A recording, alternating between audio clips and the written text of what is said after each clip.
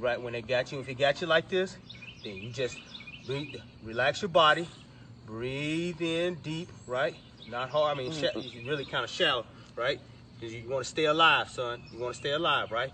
And you say, hey, I can't breathe, just in case somebody got a camera looking, and you just breathe, relax, let your body go limp, all right?